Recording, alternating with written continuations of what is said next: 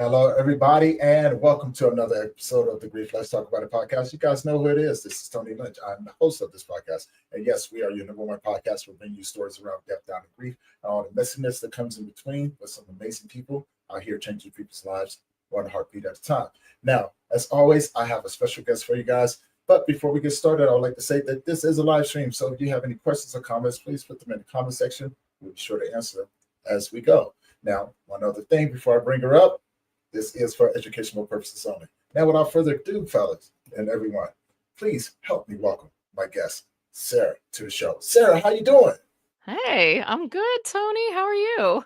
I'm doing amazing. I'm here. I'm talking with you. It's a beautiful day outside. Well, actually, it just started raining, but it's raining here too. Yeah, it seems to be trying to do that everywhere, doesn't it? This year, doesn't it? It's like, oh, no summer for you. We just That's okay. That's okay. Rain's good. So before we get started, introduce yourself to the audience. Tell people who you are, where you're from, and about the work that you do. I am Sarah Glasco. I am a new small business owner. I am a former academic. So I used to be a professor and of French, all things French, history, literature, all that kind of stuff. But also I taught a course on punk rock. I taught women's gender sexuality studies courses, basically a humanities professor. Got extremely burnt out and just woke up one day after a good night's sleep. And I always say I went to bed one night a professor and woke up the next day, decided to quit, had no plans the night before to quit that job. But that happened about 2.5 years ago is when I put in my notice. And then I just taught the rest of the semester. But, I had to start over and figure out what I was going to do. And I went through a lot of things in my head, but I decided that I was going to start my own publishing company. So I got the ball rolling with that. And we were talking just before we went live here about how, I had gotten all this software and these systems in place to get my business going. And literally the day after I purchased this stuff, my dad got a cancer diagnosis, and I ended up just kind of dedicating the next several months to taking care of him, along with my sisters who already lived at least nearby where he was. And then he passed away. That was July 2023 when he got the prognosis and the diagnosis. And then he passed away in September of 2023. And so in conjunction with that, August 2023, I was just going through a lot with my life flashing before me. I quit this academic career that I had worked my entire adult life to get to, and kind of, grieving that, like, did I waste the time? Is all that time wasted? I spent 10 years getting a PhD, what should have been a 5-year program, spent a lot of years trying to nail the job. Finally did nail the job, finally did nail tenure, ended up staying at the same university for 17 years. But, one day I just woke up and was like, I'm living paycheck to paycheck. I have a weekend job and I'm a tenured college professor. What the fuck? That's just like, that ain't right. And so I just call it choosing myself, taking a chance on myself, just having courage. And, so everything was a little, I was nervous and scared, but I was also excited. But then, everything just kind of flipped when my dad got sick. And in conjunction with that, I got an ADHD diagnosis, subsequent OCD, dyslexia diagnoses, and that just that was a combo of my entire life makes sense now, but also grief. It was grief and relief at the same time. And so I would say the past 2 years of my life are really about moving through a lot of multi-layered complex grief. I've experienced grief, on many levels, grieving for a childhood that I feel like I lost in some ways for having to deal with trauma and, grow up too fast and, deal with police officers at my front door, just being the grown up all the time. And that backhanded compliment from adults saying, like, oh, she's 9 going on 35. I'm sorry. I should be 9 going on 10, not 9 going on 35. That's not a compliment, And yeah, I just the last 2 years have been interesting because I've had people pass away my entire life, relatives, grandparents, friends in high school, friends in adulthood, cancer, heart attacks, suicide, car accidents. Suddenly, maybe not so suddenly, I knew it was going to happen, but the past 2 years have they've been a ride, they've been a ride. So, I've just been dealing with, uh, the haze of grief, I think, and I feel like I'm finally kinda starting to come out of it, and it's given me a new respect for the grieving process because I think I really came from a family and an upbringing where, we repressed our emotions and being neurodivergent too, but not knowing it and always kind of feeling like you're simultaneously too much, but not enough. You kind of push that stuff back inside, you don't want I was super empathetic, but on the surface, everybody thought I was cold and prickly. And that's kind of a funny irony, you Yeah. know, but It leads me that, not to interrupt you. I just want, you were saying something and it dawned on me, right? Because we pretty much come from the same generation, Gen X generation. yeah. Our parents is like, get outside and play. I don't want to hear Yep. this and do that, right? And so we were pretty much we had to go out there, little feral kids, and Oh try to yeah. figure life out, right? And Yep. you know, when you grow up like that, you hurt yourself. You don't go running home, right? You, No. you just kind of figure it out, right? You No, and if you do kind of run brush home, it your off. parents are like, "Is there blood?" Yeah, is there a Like bone sticking out? like Throw some dirt yeah, on it, go back outside and yeah, finish. yep. And now I want to ask this because I pretty much know the answer, but I can only answer it from the perspective of being a male, right? Now, Yep. do you think that having to deal with the things in our childhood, having to grow up the way that we did, affects the way that we function as adults? And what I mean by that, because I think when we was talking earlier, we both, what you were saying kind of really touched home. We both, and a lot of people our age, and some of the millennials and stuff that we raised, grew up saying, you know, it doesn't matter, things happen. That old phrase, it is what it is, and we Yep. just keep it moving, right? Yep. But like, not too many things bother us, or now let me kind of correct that.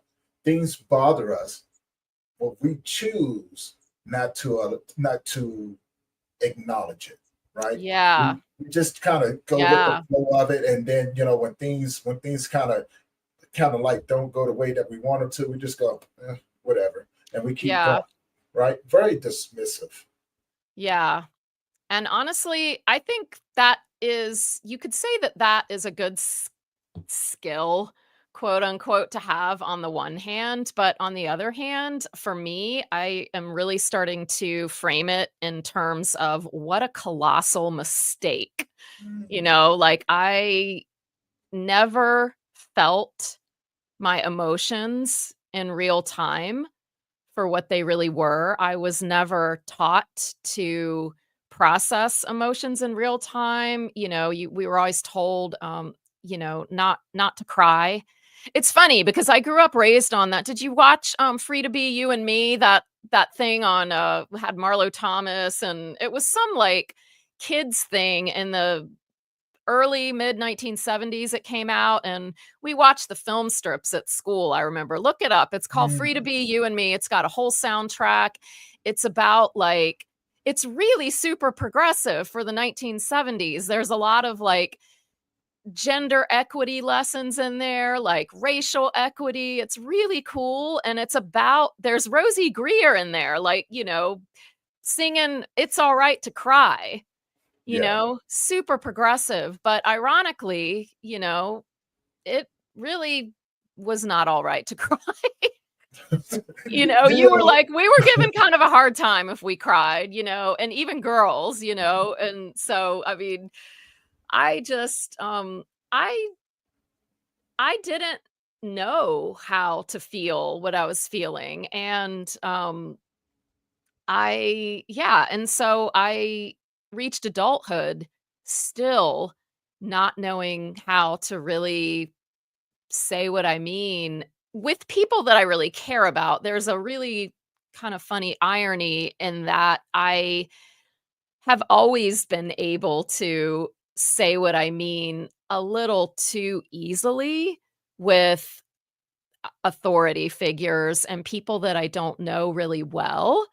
I've always been kind of a rule breaker and authority questioner, but when it comes to, my family or my friends, I have this people pleasing aspect about me that kept me from feeling what I really felt and kept me, you know, um, in a marriage long it may actually got married because I didn't think about consequences and I didn't think about, I thought like saying no wasn't an option for me back then, you know? Just the ability to say no and to stand up for yourself and just say, yeah, yeah, let me think about that for a little while. I'm not sure that's the best choice for me, yeah, I can Um, definitely understand that. I can definitely yeah. get that right there because the one thing, now that I'm older, I found out that I have a little trick. I have the ability to just shut my emotions off. Like, Yeah. so say for instance, it's a safety net for me, Yeah, right? absolutely. And over the last few years, I've really, really fine-tuned it. I really have fine-tuned it. And what I mean by that is that I have the ability. So if I'm going through something, I have the ability to compare it to the worst thing I've ever gone through. And I Mhm. say, is it worse than this? And if the answer is no, I go, then get rid of it. Yeah. And I go on about my way. And Yeah. somebody else called me out on that. They was like, they looked at me, they said, Tony, you're cold, man. I said, what do you mean? They said, you do realize that what you just did. I go, well, yeah. I thought about it. I realized that it wasn't important, and I went on about my way. They go, Yeah. no. They said, no, really, you just honestly cut your emotions off. You're like, you're not even going to feel what you're going to go before. Yeah. It's not the worst thing I've ever gone through. And they just looked at me, they went, I said, once you understand that you have the control over your own emotions, don't allow things to control your emotions. You are in control of them. Yeah. Now, there's people that may argue with me, and that's totally fine. Hey, you do you. If you analyze yours the way that you need to, and I will analyze mine the way that I need to. But it's just like, ever since I was a kid, when you get taught, like your emotions will get you hurt and etc. Well, you learn to keep yourself safe. Right? You learn to Yeah, say, yeah, you need, kids need modeling of emotions and healthy ways to process emotions and how to regulate your emotions in a healthy way when you're dysregulated. And, our parents, I think the generation that raised us, they were spanked, maybe even smacked and beaten, if they mouthed off. They were told not to cry, that crying was weak. mhm, And um, I think a lot of it is universally ingrained from that generation. I also think some of it is socioeconomic. I think some of it is class related. My parents were both um, came from poverty and no education, and so I think their upbringings were very much, it was a matter of survival. And my My dad, I think he did have his mom around. His parents were together, and so he did have parents that were there, but they were shells of emotion. My mom, only child of a single mother, completely thrown to the wolves, and grew up in an urban area in a housing project outside San Francisco. And her mother had to work all day. So she was just kind of, she was on her own too. And then, I think my parents, I think another mistake that we make right now is when we try to we let our parents off the hook. We let them off the hook for, inflicting trauma on us, and we go, "Oh, well, they didn't mean it," but it's always impact over intention, Tony, right? It's like, I know they didn't mean it. I know they were doing what they thought was best, but a lot of what they did was damaging, and we have to acknowledge that.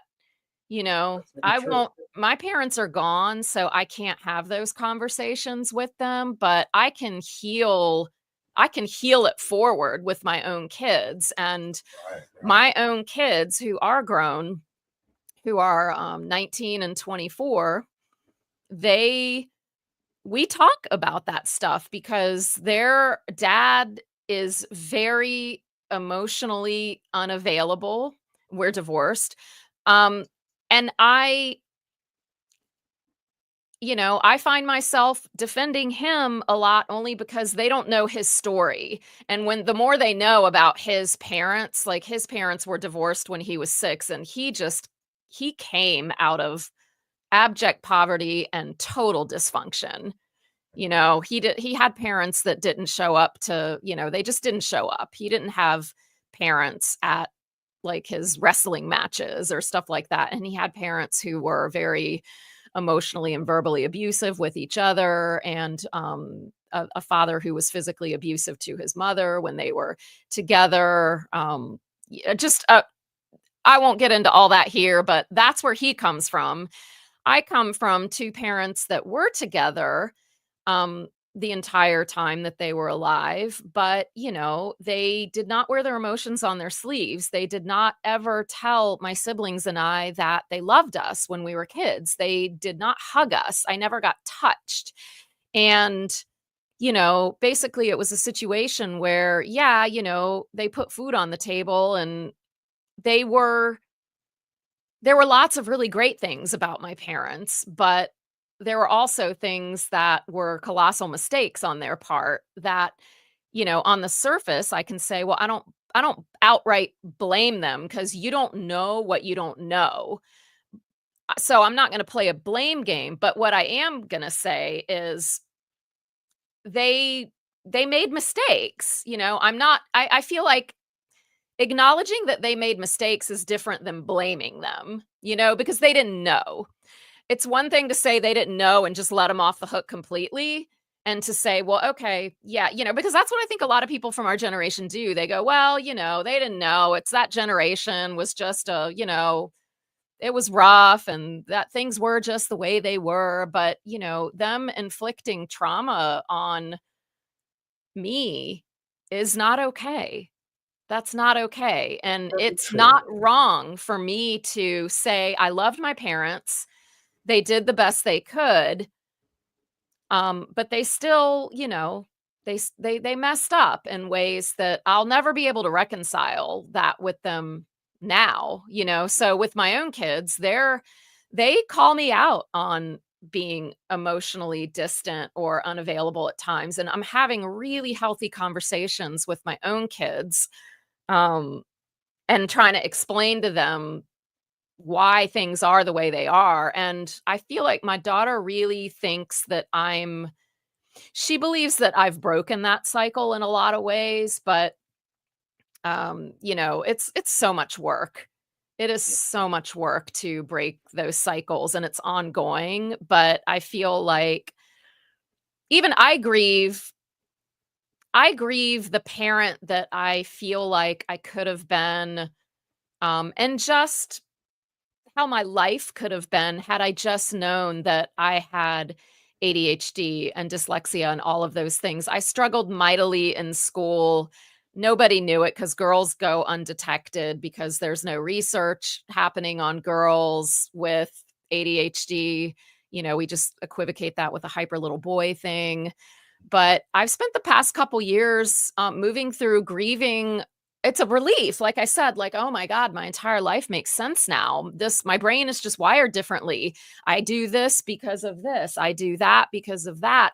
But it's hard to look back on everything and think, because we both know that knowledge is power. It's hard to think back on my entire life, 50 plus years of life, and think, wow, how could things have been different had I just known? How could had I had access to proper treatment? And I do have treatment now, but even treatment aside, just the knowledge, just getting those diagnoses, I feel has saved my life. I say it all the time, diagnosis saves lives. Whether you actually take medication or not, you're gonna get some years added to your life just by knowing, because you're gonna move forward in a different way. You're gonna start learning about why you are the way you are in these conditions. And then obviously, yes, the reason for people say, oh, well, what does it really matter? It's too late. You're in your 50s. Like,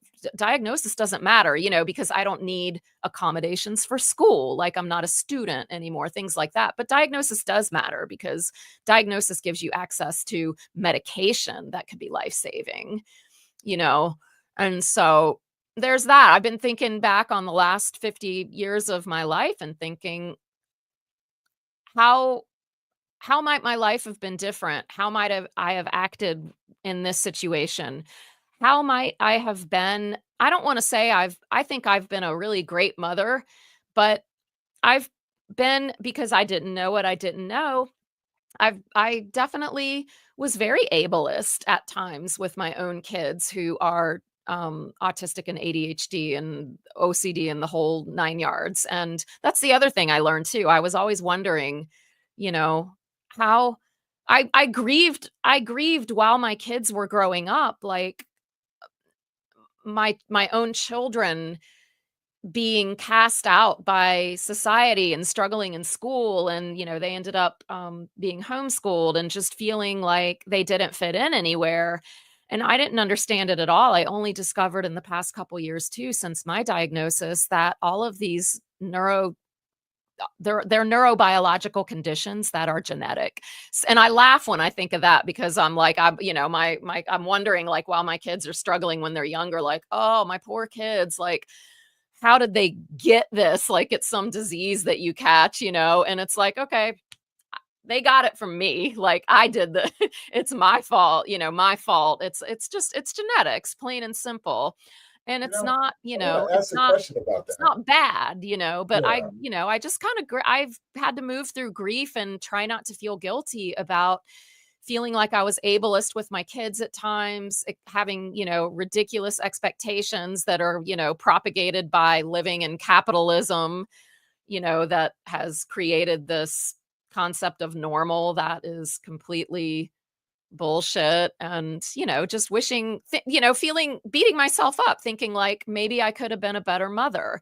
Maybe they would be in a better place now. But you can't linger there, because I can't change the past. I need to take I, these I got a lessons and move theory on that. forward.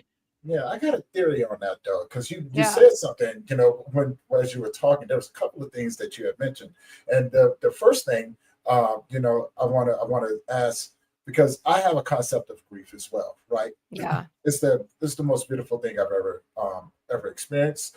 Does it come with challenges? Yes, Yeah. and but knowledge is power, and wisdom, well, knowledge is power. Wisdom is something totally better, Yep. greater than that, right? And so Yep. everything turns into wisdom as Yep. long as you understand it and apply it to your Right. everyday life. So everything is applicable in your life as long as you take the time to break it down and really Yep. understand what it means, right? Yep. So, and again, just like yourself, my sensory processing input disorder, I'm constantly thinking of, breaking it down. Okay, and within a matter of seconds, I already have it back.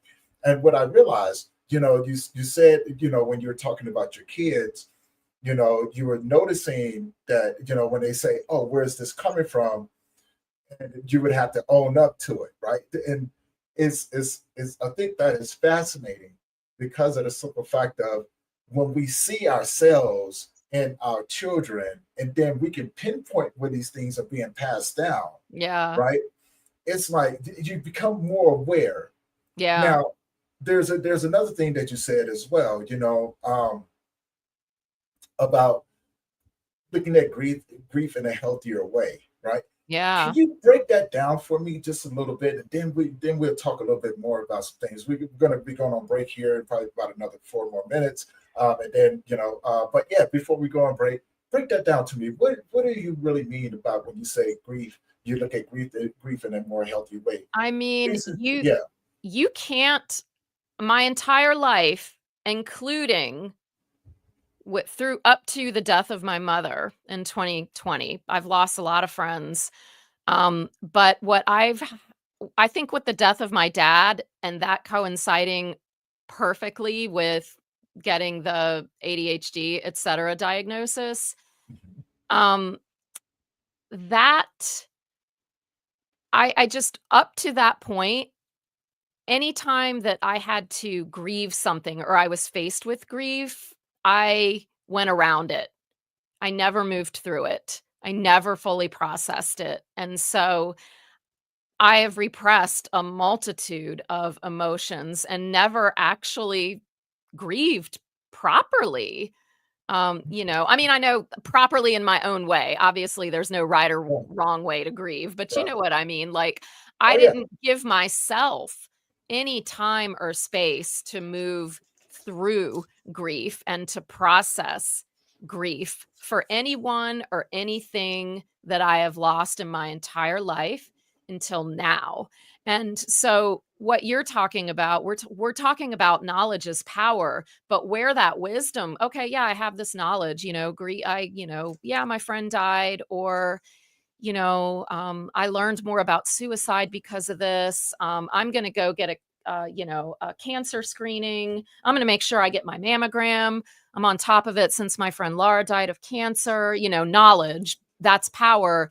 But you don't get that wisdom that we're talking about unless you actually process all that shit. That's where the wisdom comes from. That's It true. That's comes true. from moving through it, and it takes time, and it takes a lot of time. And just when you think that, you have turned a corner and, oh, there's a light at the end of the tunnel, it can come and just pummel you again. Just last night, I had a kind of a sleepless night last night, and I had been having dreams about my parents, and I ended up awake for hours and crying in my bed last night thinking about my parents, you know?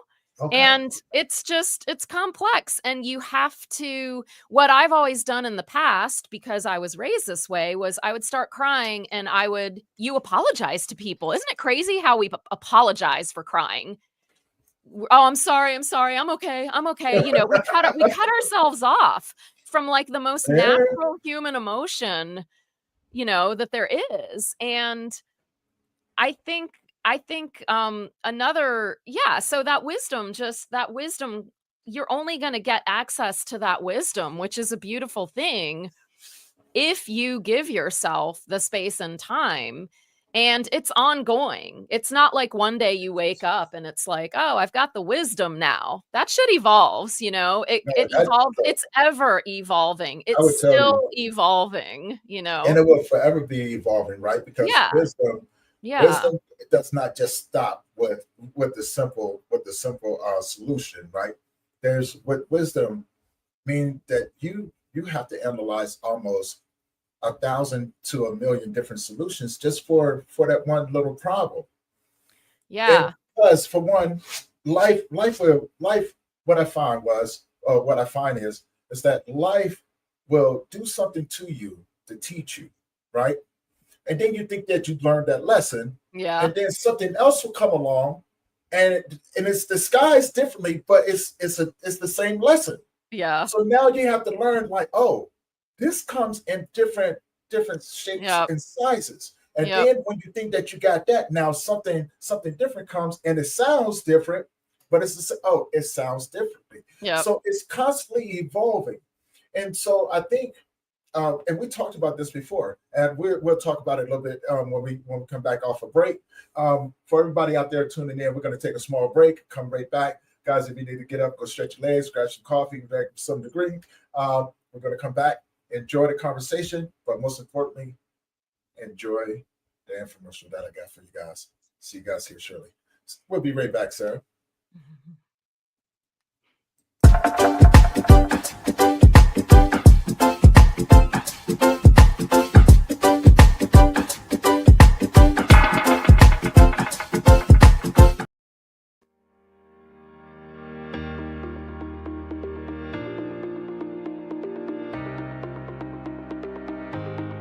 Welcome to Eternal Diary, the groundbreaking innovation from One Nation, a leader in AI-driven video technology. Imagine preserving the voice, personality, and memories of a loved one to keep them alive forever. Eternal Diary brings this vision to life. What if you could hear their voice again? See their smile? Not just through old recordings or fading memories, but through an interactive conversation that feels real, responsive, and deeply personal. Well, I had just turned 25 and decided I needed a little escape. Life was too serious back then. Welcome to Eternal Diary. Eternal Diary is a groundbreaking posthumous AI-driven experience that allows families to continue sharing moments, memories, and even conversations with their loved ones, long after they've passed. Using cutting-edge deep learning algorithms, high-fidelity voice synthesis, and the power of NVIDIA's ultra-fast AI chips, Eternal Diary reconstructs the essence of your loved one with astonishing realism. This isn't just a memory. It's an interactive experience that evolves over time. Here's how it works. Within 3 weeks of signing up, you and your family will submit key materials, photos, voicemail recordings, any past audio or video files, helping Eternal Diary analyze voice patterns, facial expressions, and speech habits with remarkable precision. Our proprietary neural networks map out vocal inflections, personal anecdotes, and even emotional cues, ensuring a fully immersive experience. But it doesn't stop there. Family members will also contribute personal stories, recordings or written memories, along with important dates, like the birthdays of children and grandchildren, anniversary milestones, and unforgettable life moments. This data is then uploaded into our secure AI-driven memory framework, allowing Eternal Diary to recognize and recall meaningful events just as your loved one once did. Once the reconstruction process is complete, each family member receives a unique login to their own Eternal Diary gateway, a personal portal where they can engage in seamless, natural conversations. With ultra-low latency processing, thanks to NVIDIA's AI acceleration technology, responses occur in nanoseconds, making each interaction feel truly alive. Imagine hearing your father say, "And I am never far. Every time the wind brushes your cheek, every time you light incense, and every time you laugh, it is a part of me celebrating with you." These are not pre-recorded messages. This is Eternal Diary, actively engaging with you, responding to your words, your emotions, asking you questions, just as they would have in life. Eternal Diary is more than a bridge to the past. It's a living, evolving experience that connects you to the present and future. Using advanced RSS integration and real-time data processing, your loved one isn't just reminiscing about old memories. They're engaging with today's world. From breaking news to local weather updates, from last night's big game to tomorrow's forecast, Eternal Diary delivers dynamic, real-time conversations that make every interaction feel truly alive. Whether it's your grandfather talking about today's game with a story, Tua. The best? Oh, he's good, no doubt, real good. But the best? Well, now that's a tough call. Let me take you back to 1972, the year of the perfect season. or your mother reminding you, That's why I'm here now, my love. To remind you of a few things. Marriage isn't about perfection. It's about partnership. Some days will feel like a fairy tale, and others, well, they might feel like a thunderstorm. these conversations go beyond nostalgia. Powered by or AI-driven data streams, Eternal Diary ensures your loved one remains part of your daily life. Yesterday, today, and in the years to come. Eternal Diary is more than just technology. It's a bridge between past and present, a way to preserve the essence of those we love. Every story, every laugh, every piece of wisdom they left behind, now woven into an experience that keeps them a part of your life, forever. Memories fade, but love and the voices of those who shaped us don't have to.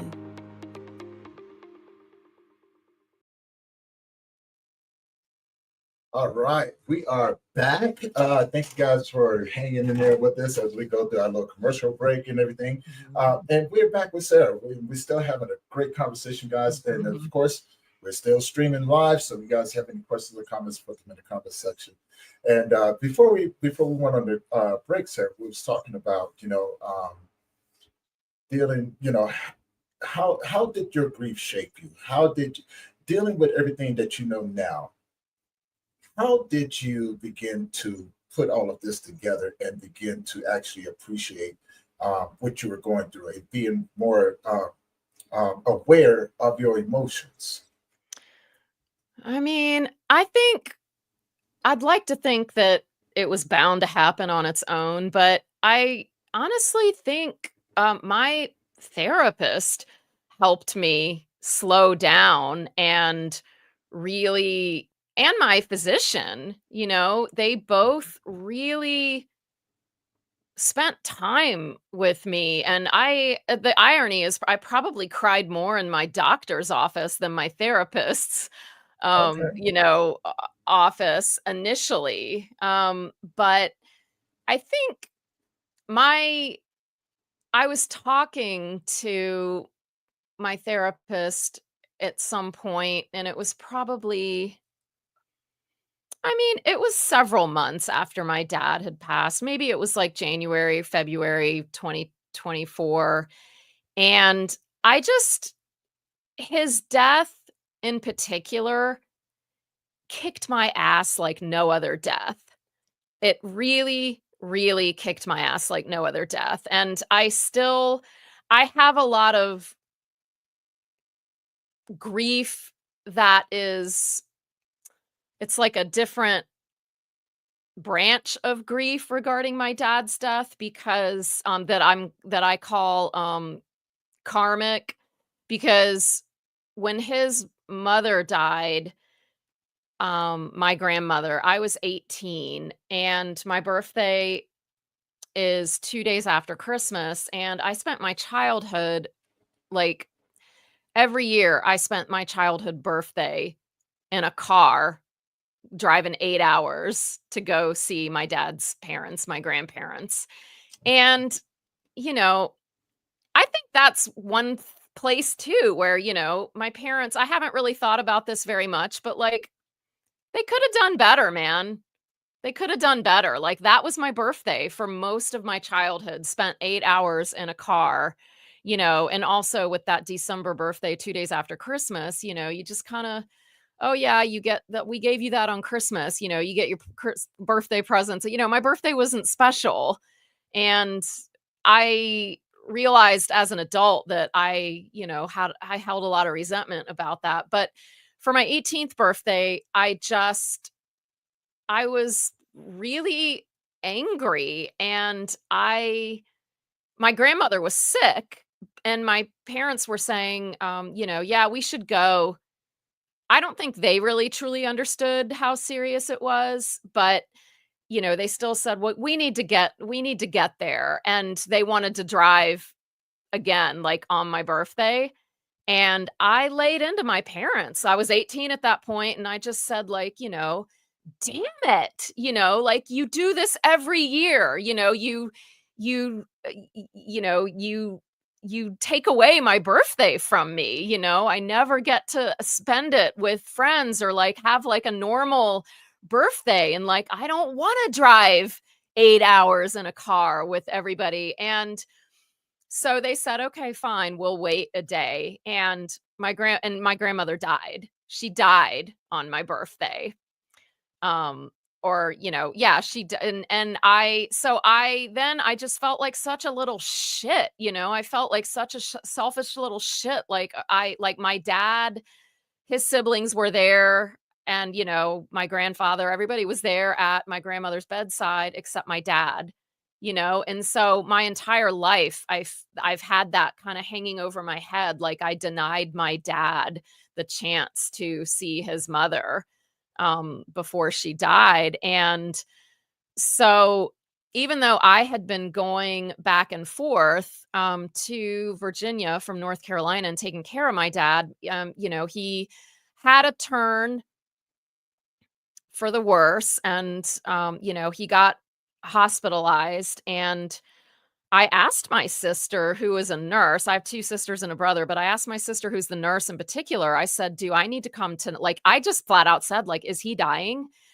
And, she didn't really want to answer me. And maybe they didn't really know for sure that it was going to happen so fast. But I said, should I come tonight? Like, I will leave now if you think I need to leave now. And she said, no, I think it's okay. Like, you just come tomorrow. So I think nobody really knew how fast it would be. But, all that to say, I wanted to leave at 6:30 a.m. the next morning, but I didn't. I didn't get myself together and get out of the house until 9:30. And I got a message around 9:30 from my siblings saying, Sarah, are you on your way? Like, and when they said that, I knew, it's like I knew it was time. And so basically I have this guilt that's still, I'm moving through that, but, I have this guilt, that is just going to sit with me for a long time, I think, where I feel I got there at 12:30. My siblings I talked to them multiple times during the car ride, and they didn't say anything, but basically my dad passed away around 10:20 a.m. And everybody was that, like, my extended family, there were so many people there. And I got there, pull up, and I'm walking up to the front door, and my siblings are out there to meet me. And they basically tell me then that he had passed away already, and that just like, oh, that just sucked. That sucked so much. And I went up to the hospital, I went up to the room, and, everybody was still there. And I, some tears flowed, but I know I like held it together, it's like I still stifled that. And I remember I laid down like on my dad, I hugged him, and, but I felt like I have been beating myself up about that since, just saying like, well, that's karma. That's what I get and I don't think that's healthy, but, we do that to ourselves. We're human. We do. And Yeah. yeah, so I still, and in my rational mind, I understand that, like, I need to reframe that, and like it's not as big of a deal maybe as I'm making out of it. And my sisters the whole time, and my siblings, they were all saying like, Sarah's on her way, she's coming, and I guess, at some point, you just got to let go. When you got to let go, you got to let go. And so, but, yeah, it just really sucked. And I really beat myself up about that, thinking like, that's what I got, that's karma. I didn't let my dad have that. I was just selfish and, yelled at my parents about my birthday, and, so my dad didn't get to see her. And then, I'm like, well, yep, that's what I deserved. I deserve that, but But I think my therapist, a few months in, and I think this is because I didn't have the wisdom yet of processing grief in a healthy way. So I still was in this mindset of, well, it's been like 3, 4 months now. Like, why do I still feel like shit? I'm like spontaneously bursting into tears every day. But what I wasn't letting myself do was actually like do the ugly crying, just like get it out. I was constantly beating myself up about crying and saying, "What is wrong with you? Like, it's been months now, like, get yourself together." And I think my therapist really helped me see that, like, no, that is not, your reaction, your crying is like a totally normal reaction. And if you don't let yourself do it, you're only going to make it worse. And she said, you need to give yourself, I think I was beating myself up too because I was paralyzed. I was unable to work or do I just couldn't think straight. I was a blubbering mess about, my dad's death.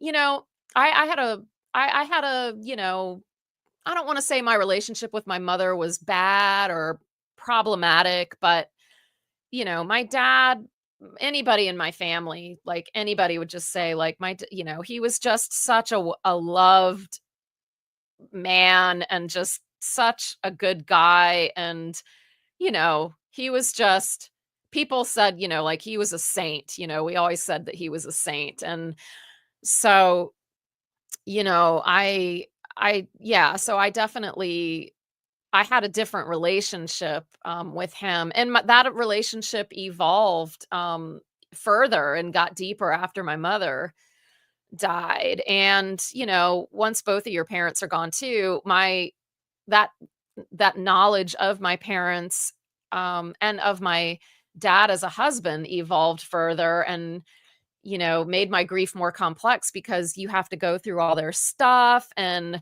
my dad had this whole book that I have upstairs in my house. I have it. It was called An Angel Catcher, where somebody had given that to him to help him process the grief of my mother passing. And my dad never expressed feeling. I mean, I think later, like after my mom died, he did start saying "I love you" to us at the end of conversations and stuff, or if we were on the phone. But in that Angel Catcher book that he had, just seeing him actually express his emotions in such a healthy way in writing about how he felt sad and lost without my mother was really, really moving, and it humanized him. And I mean, like, he was already big in my mind, like the greatest human ever, but like having access to these deeply personal thoughts and feelings of his that he probably never imagined anybody would see it just made it that much more complex, like, oh my God, like and now I'm like processing my father's grief, it's like it's like another layer of that. But my therapist said, I was beating myself up about being paralyzed and just how I just feeling like a loser, like I am going to like be homeless soon if I don't start like these bills aren't going to pay themselves. And I was in a precarious situation because I had quit my academic job. So I did not have a paycheck anymore. And so I was very stressed out about that. But my therapist said, you need to give yourself a minimum of a year, a bare minimum to lay on the couch and do nothing and be paralyzed if that's what you need to do to process your grief. And it's like when she said that, this huge weight was lifted from, it's like somebody who is an expert has given me permission to just to let go and just do what I need to do and and just actually start moving through this in a healthy way and stop feeling, like I am a hot mess for but breaking down and crying every day, you know? So I really think that I was able to, I think it's funny how that's all it can take sometimes is one person to see you, and to validate you and say, it's okay. Take all the time you need. And I'm giving you this year minimum, but she's acknowledging that that's still arbitrary. It takes as long as it takes, and it never goes away. It might feel a little lighter, but then again, it ebbs and flows. I was crying in my bed last night at 3 a.m. thinking about my parents, and that was kind of unexpected because I have finally reached a point where I don't, just burst into tears every single day thinking about my dad. I finally have reached a point, and I've reached a point where I've processed the grief of, what if I had known I had ADHD? The other thing that we haven't talked, we're talking about sadness and crying, but with grief, often the big emotion that I think a lot of us really stuff back down is rage. We get, depending on the circumstances of somebody's death, you can be really, really mad if you feel like someone was taken away from you too young, if you feel like their death wasn't fair, and I've had that happen, a few times in my life for sure. But I think I think I really felt, I don't feel like, my dad was taken. My parents were, my mom, it was sudden, and I feel like she was a little too young, but it is what it is, Tony, but I feel like, I think with the ADHD diagnoses and the grieving of a life that I maybe could have had I known,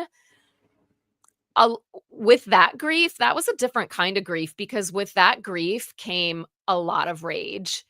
And people will tell you to stuff your rage down too, because people will tell you that rage is not good for you. But rage, we have to make the distinction between rage and anger.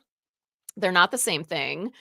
And rage, I think we make the mistake of avoiding rage, to the point where if we don't deal with our rage and resentment or whatever those feelings that we have are, we're only adding gas to the fire. That just means that when we explode, because we will explode, it's just going to be that much more dramatic. And so I had all this rage, and I think like I was still kind of denying that as well. And I think that when it comes down to it, and the other thing too is that, women especially are there's such a double standard there, where women in particular, if we rage, or we, get really upset about something, we're dramatic, we're hysterical, we're too emotional, and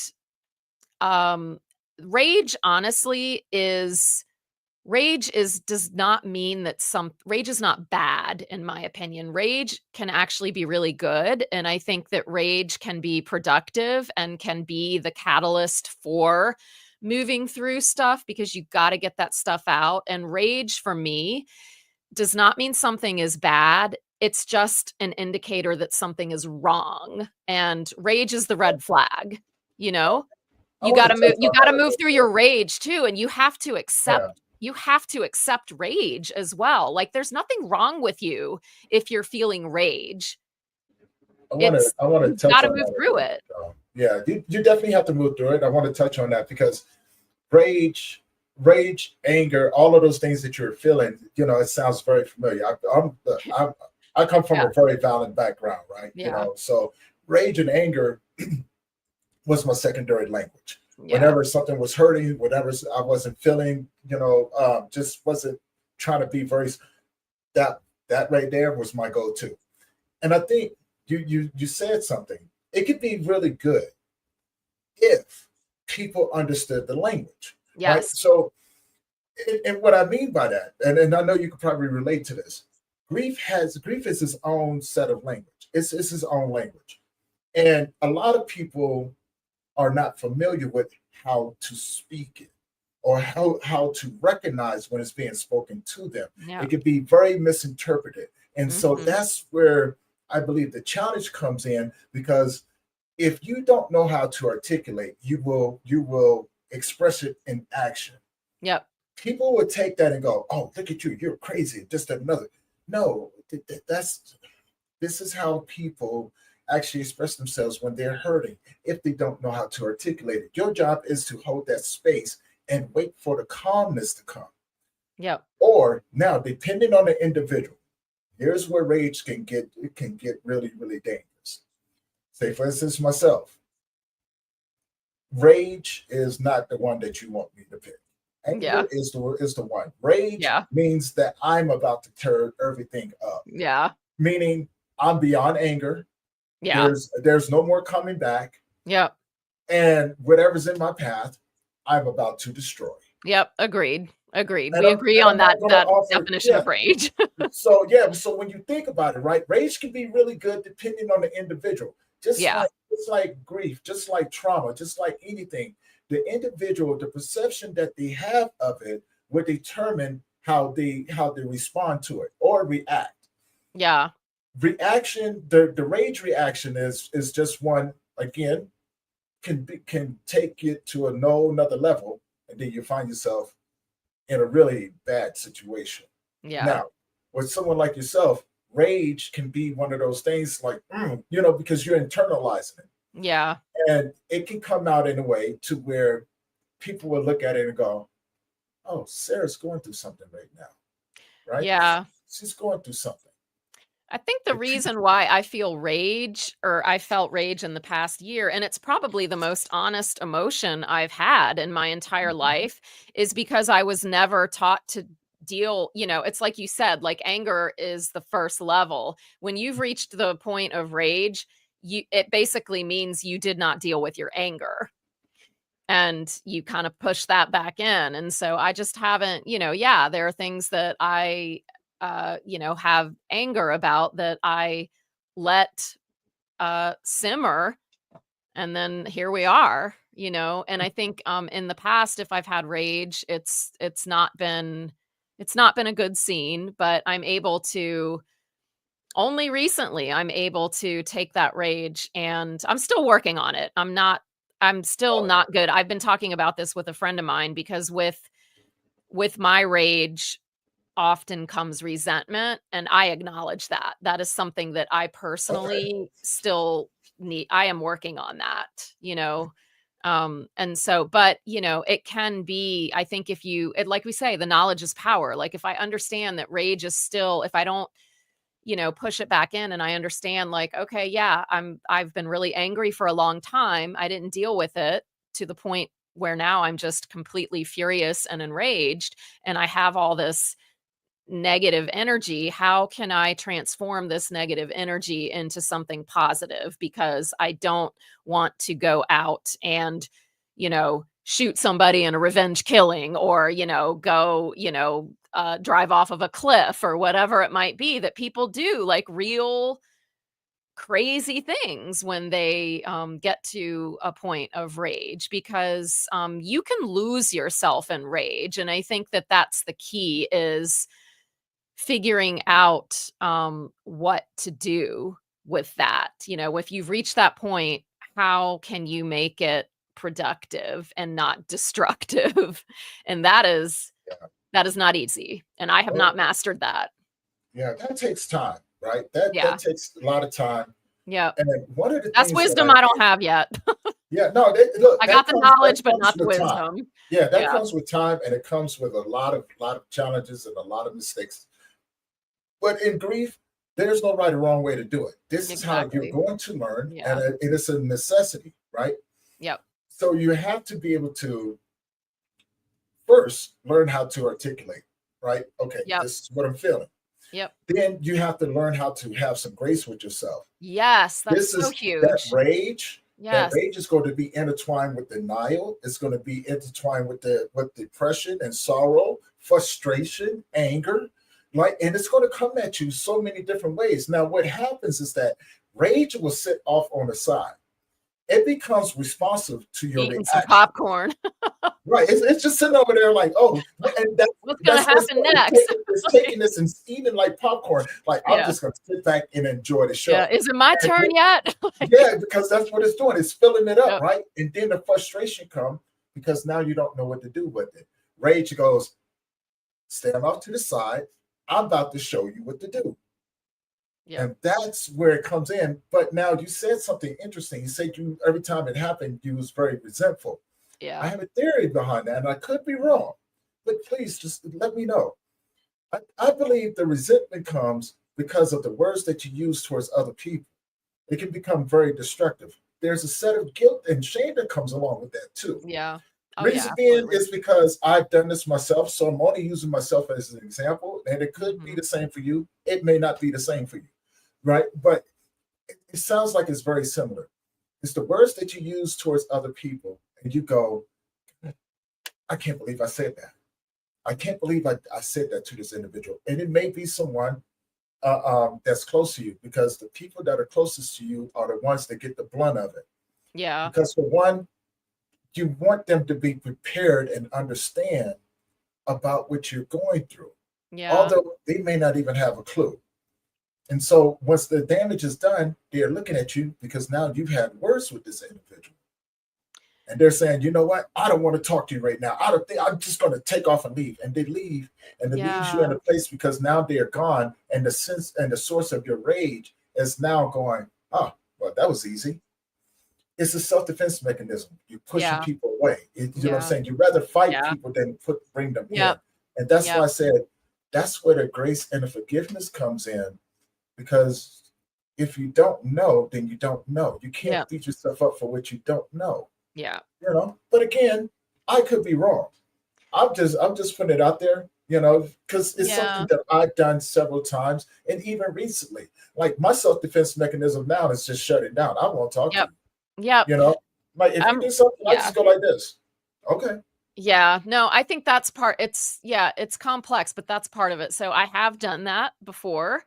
And then, yeah, you have to, the whole giving yourself grace, because there's so much of it is like entangled with guilt and shame.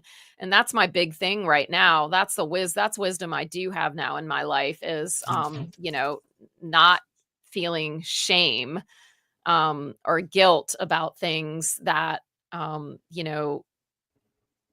didn't like, if I didn't actually do anything wrong,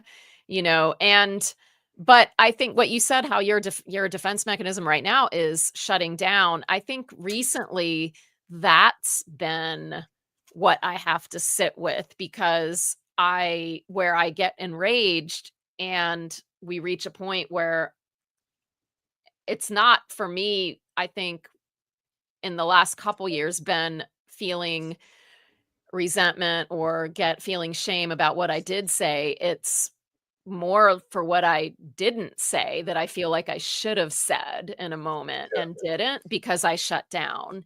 And so I missed an opportunity, or, to comfort someone I love or stuff like that, and then you end up beating yourself up about that as well. But it goes both ways. And I've definitely That's what I was trying to experienced say. it. I've definitely It goes, experienced it both ways, yeah, Yeah. it goes both ways because, for one, okay, so when I'm not going to necessarily say I shut down. I will analyze everything in 1,000 different ways. Oh, yeah. I won't say anything. Yeah. No, Because you're for one, you're well, overthinking and you're no, ruminating I'm not about even everything. overthinking. I'm watching and I'm observing. Right. So I observe people's words, I listen to them, Right. and I observe their actions. Yep. And so I watch a person, and I watch a person how they are in the beginning and in the middle, up until everything begins to change. I will not say anything because I've already put together 1,000 different paths that you can go down. Yep. I'm just waiting for, and I will give subtle warnings. Because it's not up to me to tell you that you're doing something wrong. That Yeah. I'm watching what you're doing. One, I don't want to hear no lies. I don't Yeah. want to hear your Yeah. excuses. I don't want to hear none of that. I am warning you. First off, I'm gonna tell you,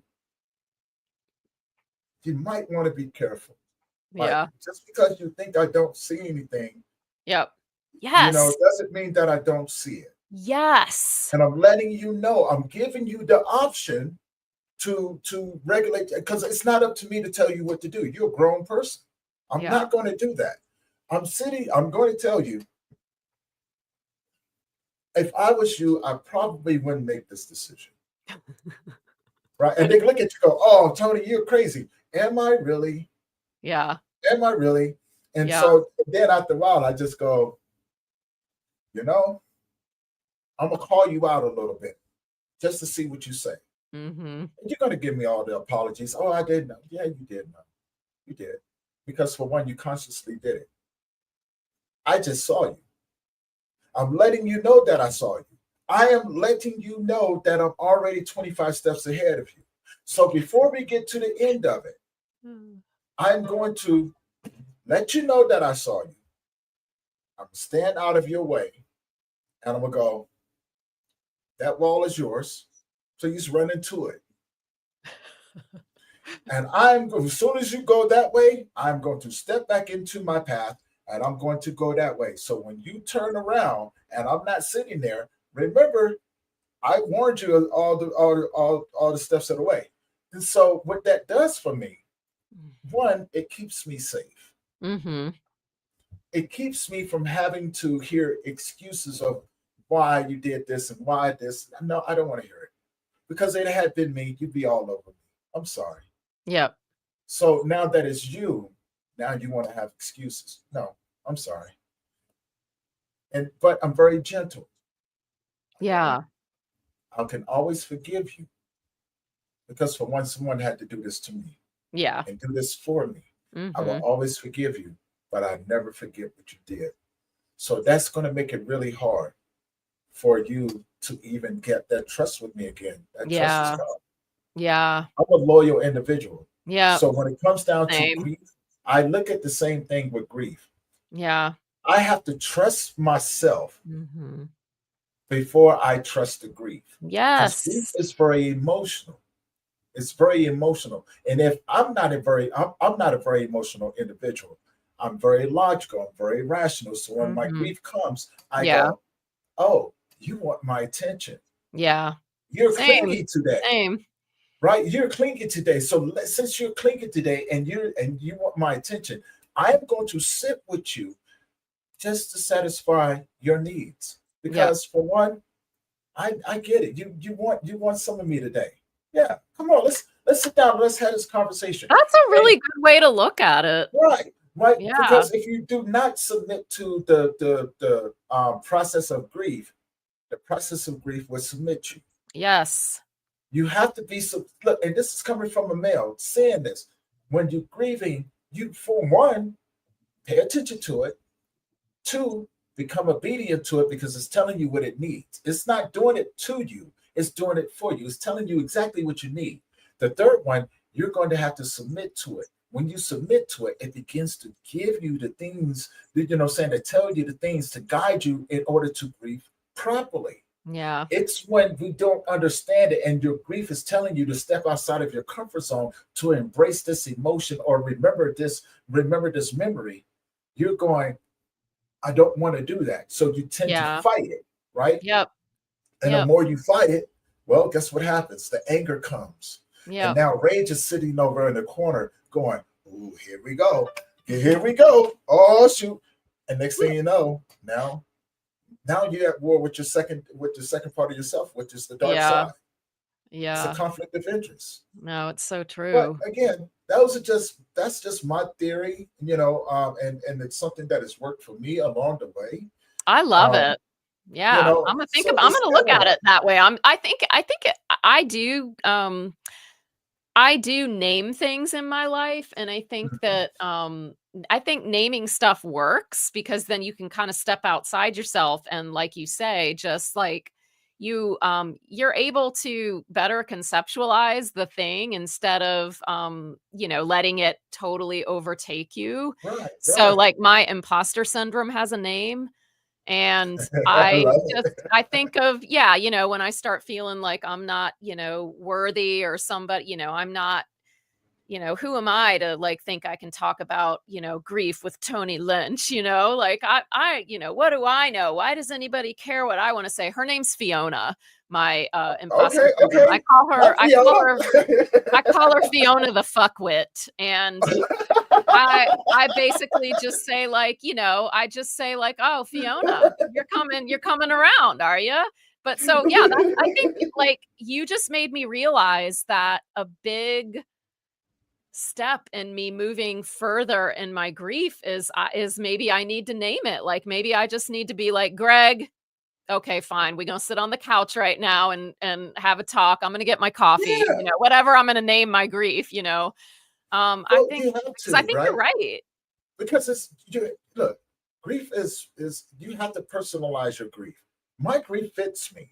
My Yeah. grief don't fit anyone else. Yeah, My grief exactly. is like Exactly. I begin to look at my grief and I said, when I was first introduced to it, and do you ever see Underworld? Yeah. Okay, so you remember the scene where Lucian he had just found the den of werewolves, Yeah. right? And he walks in there in human form, and the wolf stands up over top of him, and he's looking at it, he's looking up at it, and the wolf is looking down on him. And you notice that he's just standing there looking at him. Yep. He realizes it's a reflection of him. Yeah, exactly. Right? Exactly. It's just bigger than him right now. Yep. But now here's where it begins to switch around. In the movie, when Lucian really changes into the werewolf, what does he do? He became bigger. Yep. He looked at this and said, well, I can't be afraid of this. This is just a reflection of me. Yep. Right? Yep. It's Exactly. just a different form of who I am. When you look at your grief and your grief is pounding on you, it's looking down on you going, what are you going to do with me? Yeah. Right now, I'm bigger than you, and you're looking at your grief, and imposter syndrome steps in and says, I can't take that. That's a monster. Yeah. That's a beast right there, because it's looking at you going, I'm just you. Yep. Yeah. Right. I was just going to say, you're talking about that, the self-trust. And I think like that's completely wrapped up with self-acceptance, that your grief is just part of you and you have to trust yourself and you have to accept that. And, the whole giving yourself grace and all of that, you're not going to be able to move forward in a healthy way, if you don't trust yourself. And like, I mean, it sounds corny as hell, but like, trust the process. But, Well, it's like you gotta think about that for a minute. Think about that. Why do it sound corny when people say trust the process? Yeah. In grief, but in business, yeah, they could tell you to trust the process of success. Yeah. And that's acceptable. Yeah. Think about that for a minute. Exactly. When and why is that a thing? I know. Everything is a process. Yeah. Growing up is a process. Yeah. Growing old is a process. Dying is a process. Becoming successful, even becoming broke. Excuse me. Get you some water.